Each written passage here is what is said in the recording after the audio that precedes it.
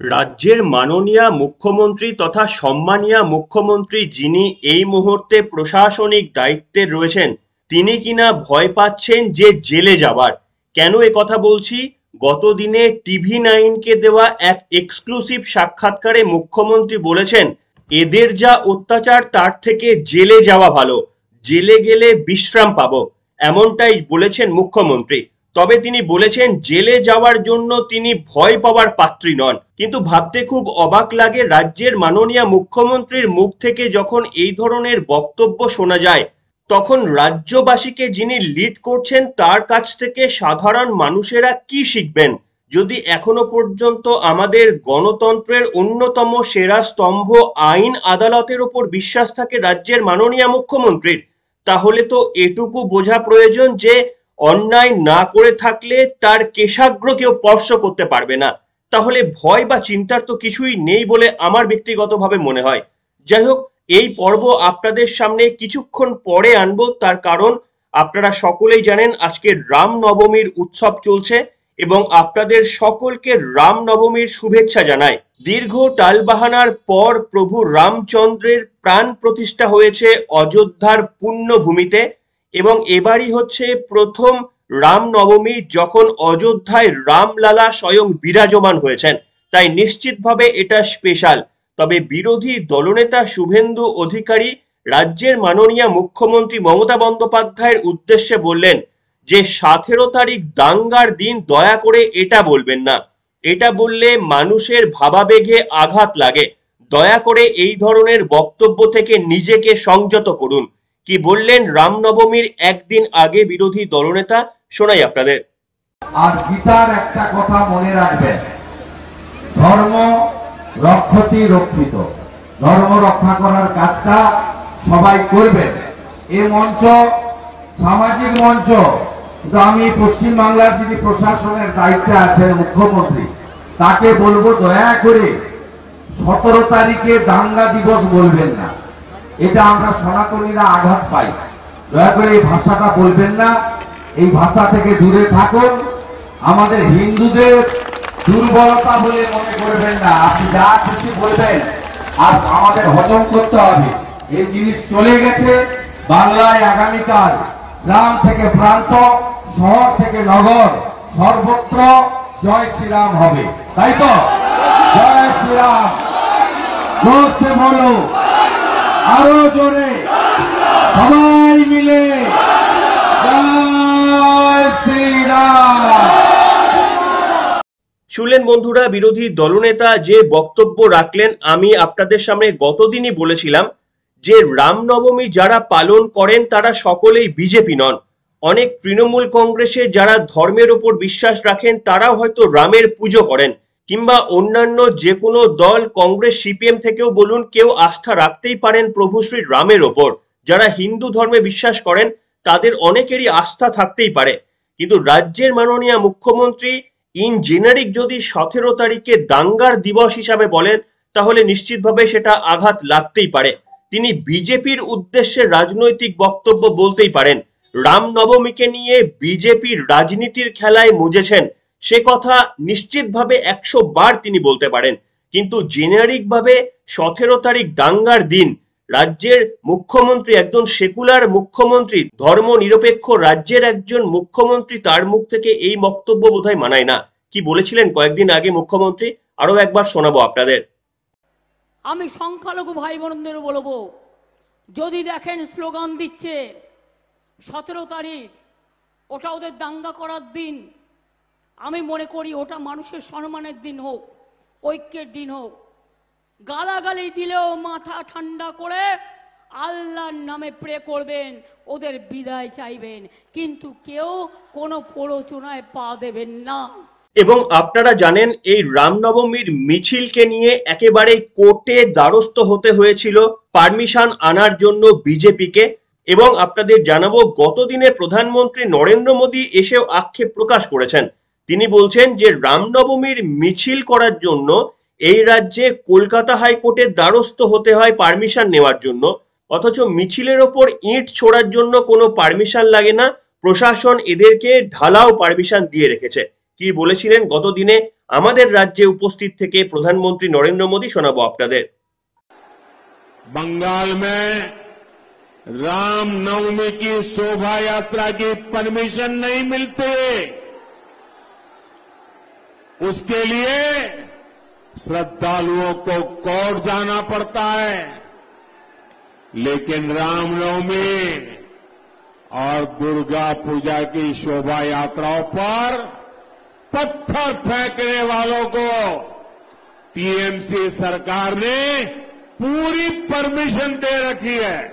শুনলেন বন্ধুরা, এবার আপনাদের একটা ছোট জিনিস দেখাবো, সেটা হচ্ছে ভারতের প্রধানমন্ত্রী যখন রায়গঞ্জে জনসভা করলেন, রায়গঞ্জ এবং বালুরঘাটে জনসভা করলেন, তারপরে তিনি একটি র্যালিও করেছিলেন। সেই র্যালির ভিডিওটা এখন আপনারা দেখতে পাচ্ছেন, কিন্তু সেই ভিডিওটায় একটা চমক রয়েছে।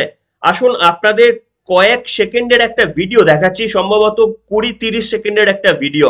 সেই ভিডিওটা যেটি নরেন্দ্র মোদী পোস্ট করেছিলেন। আসুন দেখুন তো সেই ভিডিওটা দেখে আপনারা কিছু ধরতে পারছেন কিনা। খুব একটা অদ্ভুত চিত্র, যেটা সহজে বোঝা যাবে না। দেখুন তো আপনারা লক্ষ্য করে ধরতে পারেন কিনা।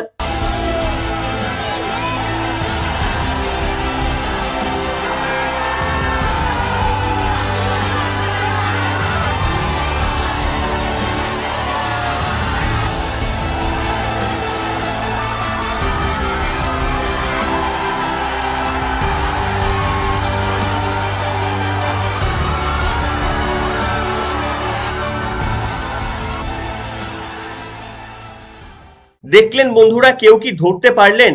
এই যে ভিডিওটা দেখালাম তার মধ্যে একটা অঘটন ঘটেছে। অঘটনটা যারা ধরতে পারেননি তাদের জন্য বলছি। প্রধানমন্ত্রী নরেন্দ্র মোদী যখন রোড শো করছিল, আসুন আপনাদের একটু স্লো করে দেখায় যে যখন প্রধানমন্ত্রী নরেন্দ্র মোদীর কনভয় তৃণমূলের পার্টি অফিসের পাশ দিয়ে বেরুচ্ছিল, তৃণমূলের পার্টি অফিস থেকে ফুল ছোড়া হচ্ছিল। নিচে তৃণমূল কংগ্রেসের প্রার্থী কৃষ্ণ কল্যাণীর ছবি দেওয়া ছিল, সেইখান থেকে ফুল ছোড়া হচ্ছিল নরেন্দ্র মোদীর কনভয়ে। আপনারা দেখতে পাচ্ছেন সেই ভিডিও এখন, এবং এই ঘটনায় কিন্তু ধরা পড়েছে, যেটা তৃণমূল কংগ্রেসের কাছে কিন্তু একটি অপ্রীতিকর ভিডিও হতে পারে, কিন্তু আমি বলবো রাজনীতির জন্য এটা একেবারেই সৌজন্যের ছবি, এমনটাই হওয়া প্রয়োজন। নাকি আপনারা বলবেন যে প্রধানমন্ত্রী নরেন্দ্র মোদীর জনপ্রিয়তা যে জায়গায় পৌঁছেছে, এই রাজ্যে তৃণমূল কংগ্রেসের কর্মীরা পর্যন্ত তাতে ভেসে গিয়েছেন? আপনাদের মন্তব্য লিখে জানাতে পারেন। যাই হোক, এবার চলে যাব প্রথম যে ঘটনাটি দিয়ে আজকের পর্ব আপনাদের শুরু করেছিলাম। জেলে গেলে বিশ্রাম পাবো, TV9 বাংলায় সুপার এক্সক্লুসিভ মুখ্যমন্ত্রী। আপনারা অনেকে শুনে নিয়েছেন, যারা দেখেননি তাদের জন্য কয়েক লাইন পড়ে শোনাচ্ছি, যেটা TV9 এ লেখা হয়েছে। প্রথম দফার ভোটের আগে TV9 বাংলায় এক্সক্লুসিভ মুখ্যমন্ত্রী মমতা বন্দ্যোপাধ্যায় রাজ্য রাজনীতি থেকে শুরু করে জাতীয় রাজনীতি বিভিন্ন বিষয়ে নিজের মতামত তুলে ধরলেন তৃণমূল সুপ্রিমো। উঠে এলো কেন্দ্রীয় এজেন্সির অতি সক্রিয়তার অভিযোগও। ঝাড়খণ্ডের হেমন্ত সোরেন, দিল্লির অরবিন্দ কেজরিওয়াল, দুই মুখ্যমন্ত্রীকে সম্প্রতি গ্রেপ্তার করেছে কেন্দ্রীয় এজেন্সি। সেই প্রসঙ্গ টেনে কিছুদিন আগে কৃষক নেতা রাকেশ টিকায়েত দাবি করেছেন এবার মমতা বন্দ্যোপাধ্যায়ের টার্ন। সেই নিয়েই বাংলার মুখ্যমন্ত্রীকে প্রশ্ন করা হলে তার অকপট জবাব, জেলে গেলে বরং আমি একটু বিশ্রাম পাবো। লোকসভার ভোটের আগে বিভিন্ন জনসভা থেকে তৃণমূলের সুপ্রিমো সরব হয়েছেন কেন্দ্রীয় এজেন্সির অপব্যবহারের অভিযোগে। তিনি যে গ্রেপ্তারির ভয় পান না, সে কথাও সাম্প্রতিক বিভিন্ন সভা থেকে বুঝিয়ে দিয়েছেন মমতা। TV9 বাংলায় একান্ত সাক্ষাৎকারে মুখ্যমন্ত্রী জানালেন তিনি যে কোনো পরিস্থিতির জন্য তৈরি। মমতা বলেন, আমার ঘর যা জেলও তাই, কোনো যায় আসে না। আমি অনেক সংঘর্ষ করেছি, মার খেতে খেতে জিন্দা লাশ হয়ে বসে আছি, কাজে আমাকে ওরা কবে জেলে পাঠাবে সেই ভয়ে থাকার পাত্রী আমি নই। এরপরেই মুখ্যমন্ত্রী মমতা বন্দ্যোপাধ্যায়ের সংযোজন, জেলে গেলে তিনি বিশ্রাম পাবেন। বিজেপিকে এক হাত নিয়ে বলেন, এদের যা অত্যাচার তার থেকে জেলে যাওয়াই ভালো। শুনলেন বন্ধুরা, একেবারেই হুবহু পড়ে শোনালাম আপনাদের। রাজ্যের মুখ্যমন্ত্রী বলছেন আমার ঘরও যা জেলও তাই। তাই নাকি? এমনটা নাকি? তাহলে যারা দুষ্কৃতকারীরা রয়েছে তাদের জন্য সুখকর খবর। তার কারণ ঘর আর জেল যদি একই হয়ে যায় তাহলে তো বলার কিছু থাকে না। নাকি মুখ্যমন্ত্রীর মাথায় অন্য কোনো সমীকরণ চলছে, সেটা আমরা বলতে পারবো না এবং তা নিয়ে প্রেডিক্টও করতে চাই না। এবং তিনি বলছেন জেলে গেলে বিশ্রাম পাবো। আচ্ছা, তিনি এই কথাটি বা প্রসঙ্গটি উড়িয়ে দিলেন না কেন? আমার তো প্রশ্ন হচ্ছে, মুখ্যমন্ত্রীর এইভাবে হয়তো জবাব দেওয়া উচিত ছিল যে জেলে ওরা আমাকে টেনে নিয়ে যেতেই পারে, কিন্তু 5 পয়সার দুর্নীতি যদি ওরা প্রমাণ করতে পারে তাহলে নিশ্চিতভাবে আমার হাজতবাস হওয়াই শ্রেয়। আর আমার আইনের ওপর ভরসা রয়েছে, আদালতের ওপর ভরসা রয়েছে, ওরা আমার কিচ্ছু করতে পারবে না, তার কারণ কোনো দুর্নীতির সঙ্গে আমার যোগাযোগ নেই। রাজ্যের মাননীয় মুখ্যমন্ত্রীর এই ধরনের বক্তব্যই সম্ভবত আমরা আশা করেছিলাম, কিন্তু স্বাভাবিকভাবেই সকলেই স্বতন্ত্র, কে কিভাবে কোন জিনিসের ব্যাখ্যা করবে সেটা তো আর সবার সঙ্গে মিলে যায় না। তাই মুখ্যমন্ত্রী তার নিজের মতো করে ব্যাখ্যা রেখেছেন। আপনারা কি বলবেন এই ব্যাখ্যা নিয়ে নিশ্চিতভাবে আপনাদের কমেন্ট বক্সে লিখে জানাতে পারেন আপনাদের মতামত। তবে আপনাদের দেখাতে চাইবো যে রাজ্যের মাননীয় মুখ্যমন্ত্রী মমতা বন্দ্যোপাধ্যায় যতটা শান্তভাবে হয়তো আনসার দেওয়ার চেষ্টা করেছেন TV9 বাংলাকে, মঞ্চের ওপর থেকে কিন্তু তার রণংদেহী মেজাজ। তিনি বলছেন যে আমি একদিন চার্চের দিকে যাচ্ছিলাম, হঠাৎ করে আমাকে দেখে চোর চোর বলছে, নির্বাচন না থাকলে ওদের আমি জিপ টেনে নিতাম।